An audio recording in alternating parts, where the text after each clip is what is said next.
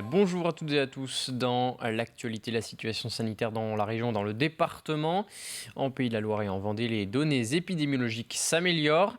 Et les chiffres du taux d'incidence et du taux de positivité dans le département sont les plus bas de la région.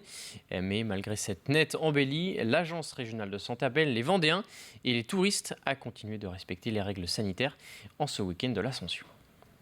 Cette baisse continue nous permet d'envisager maintenant une reprise des activités par la levée des contraintes. C'est ce qu'on entend par le déconfinement, hein, c'est la levée en fait des mesures de contrainte.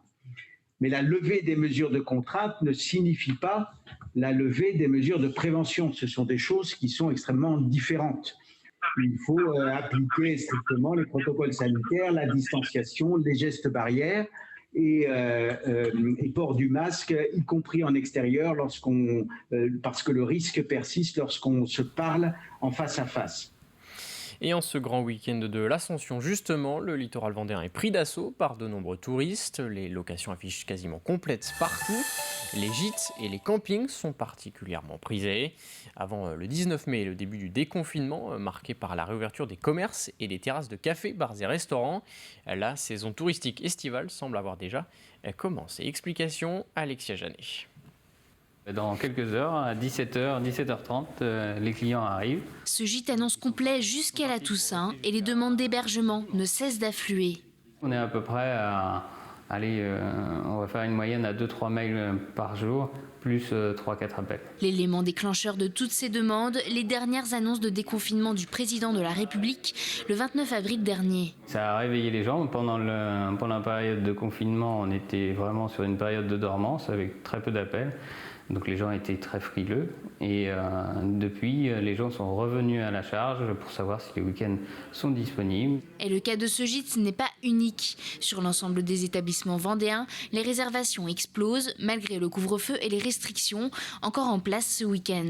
Tous les week-ends de fin mai sont complets. Pour la marque Gîtes de France Vendée, nous sommes cette année, au 10 mai, au même niveau de réservation qu'en 2018 sur le mois de mai. Donc un mois où on n'avait pas connu le confinement. Donc c'est l'explosion. Puisqu'on ne part pas à l'étranger, on essaie de découvrir ces petites pépites auxquelles on n'aurait pas pensé et qui sont à notre portée de main. Et pour les professionnels du tourisme, ce n'est que le début.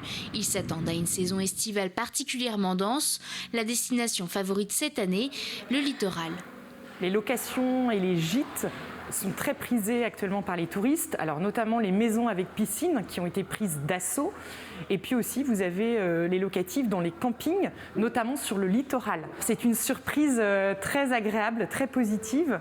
Mais c'est vrai qu'aujourd'hui, les acteurs du tourisme doivent faire face à un afflux de demandes de réservation. Donc pour cette année 2021, on note une envie très forte de la part des Français de partir en vacances. Donc on s'attend à avoir une belle année, une belle saison estivale en Vendée. Grâce à cette saison prometteuse, les professionnels espèrent faire mieux que l'été dernier. En 2020, le département a réalisé 29,5 millions de nuitées touristiques, soit presque 20% de moins qu'en 2019. Dans le reste de l'actualité, un mot de religion. Ce jeudi marquait donc l'Ascension pour les chrétiens. Et pour les musulmans, il s'agissait de la célébration de l'Aïd el-Fitr, l'un des événements les plus importants du calendrier pour les fidèles, marquant la fin du mois de Ramadan. Hier matin, la mosquée de la Roche-sur-Yon a donc accueilli les traditionnelles prières. Et les fidèles se sont rassemblés à l'intérieur et à l'extérieur en raison de la situation sanitaire. Écoutez Khalid Amin, le président de l'association Vendée Maghreb.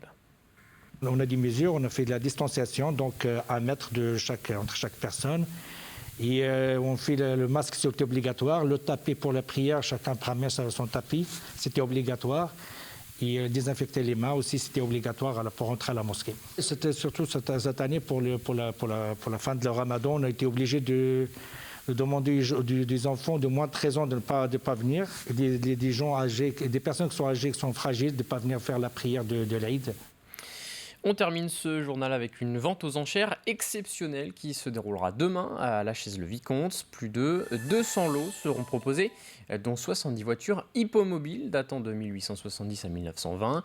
Une collection rare dont a hérité Frédéric Pifteau à la mort de son père en 2014. Pendant 30 ans, ce dernier a déniché et restauré ses voitures, véritable témoin d'une époque.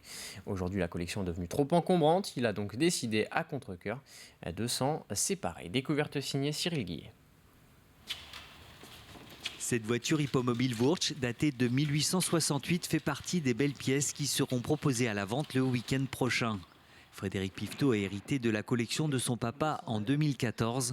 Un passionné qui a passé plus de 30 ans à dénicher et restaurer ses témoins d'un autre temps. Ce qu'on appelle un cabrioleur, un type Tilbury. J'ai essayé de la garder dans le meilleur état possible. Et il est venu un moment où malheureusement je dois m'en séparer à contre-cœur. Mais ça devient une collection trop importante à stocker. Cette collection, composée de 70 voitures et qui s'étend sur 800 mètres carrés, offre un éventail presque complet de la diversité typologique des modèles les plus utilisés au 19e siècle, à l'image de ce Mail Coach entièrement restauré et daté de 1870. C'est une voiture qui pouvait transporter jusqu'à 17 personnes et qui fait 1,3 tonne à vide. Une collection rare pour son importance et la qualité des pièces qui, pour la plupart, ont été restaurées. Une vente qui a été repoussée une première fois pour cause de restrictions de déplacement, mais qui attire déjà de potentiels acheteurs en France et même à l'étranger. C'est Maître Biget, qui est commissaire-priseur à Alençon, dans l'Orne, qui va s'occuper de la vente. C'est un spécialiste de la voiture hippomobile et de l'attelage. C'est le commissaire-priseur référent en France pour ce type de vente, et même à l'étranger. Donc il était important de faire appel à ses services en tant qu'expert. Alors là, c'est un petit peu particulier. Ce sont des mises en forme pour la fabrication de brancards. Voilà. Et en plus des voitures, de nombreux accessoires seront mis aux enchères. Le catalogue répertorie 205 lots qui devraient faire le bonheur de certains. Il va y avoir par exemple des chapeaux qui peuvent servir à des meneurs. Ensuite, on a un lot de barres de volée. À côté, c'est un lot de brancards. Et ça, sans parler de l'impressionnant assortiment de lanternes accumulées au fil des années. Ouvert au public, la vente se tiendra ce samedi 15 mai dans la zone industrielle de la Folie Nord. La visite des lots se fera de 10h à midi. La vente, elle, débutera à 14h. C'est la fin de cette édition. Rendez-vous à 18h pour un nouveau journal en direct.